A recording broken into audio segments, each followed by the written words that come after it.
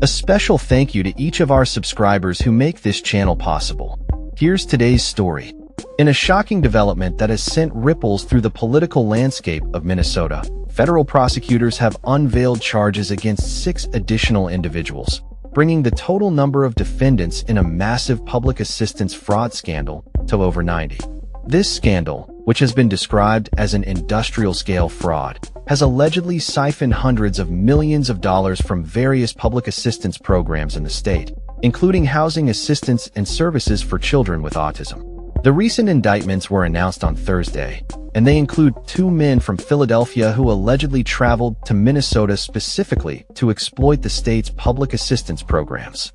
Assistant U.S. Attorney Joseph Thompson emphasized the severity of the situation, stating that Minnesota is facing a significant problem with fraud, particularly in its Medicaid programs. The magnitude cannot be overstated, Thompson remarked during a press conference, highlighting that the losses could potentially reach billions of dollars. The housing assistance program at the center of these allegations was initiated in 2020 to aid seniors and individuals with disabilities in securing housing. Unfortunately, it was shut down earlier this year after officials discovered large-scale fraudulent activities. Prosecutors claim that the 2 men from Pennsylvania signed up as providers for the program, despite having no legitimate ties to Minnesota, and submitted approximately $3.5 million in fraudulent claims. They allegedly inflated bills and fabricated documentation to support their claims. In addition to the 2 Philadelphia men, a 3rd defendant has been charged with fraudulently claiming $1.4 million. This individual reportedly fled to Amsterdam shortly after being subpoenaed by federal authorities and has not returned to the U.S. since. Furthermore, 2 other defendants are accused of submitting around $750,000 in fraudulent claims related to the same program. The scandal doesn't end there. On the same day, prosecutors also unsealed charges against a new defendant involved in a separate scheme targeting Minnesota's autism services program. This defendant allegedly defrauded the program by submitting inflated Medicaid reimbursements for services that were either not provided or were delivered by unqualified staff.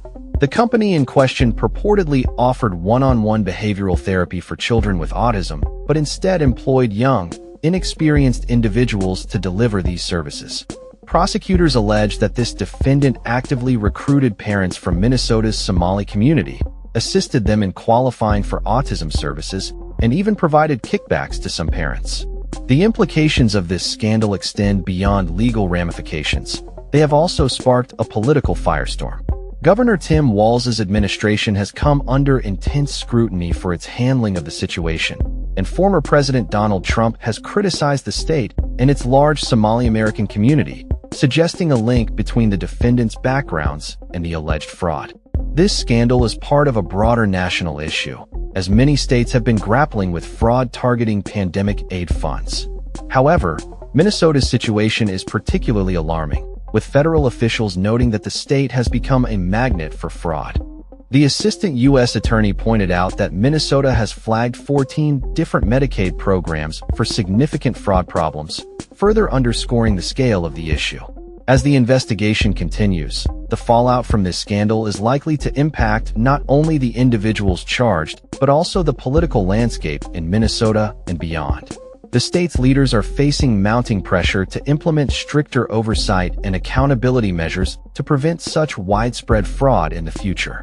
With the potential for billions of dollars lost, the stakes are high, and the ramifications will be felt for years to come. As the legal proceedings unfold, all eyes will be on Minnesota to see how it addresses this pressing crisis and restores public trust in its assistance programs. That's all for this story. We upload videos every day covering many different subjects, so hit that subscribe button to stay informed. Thanks for watching.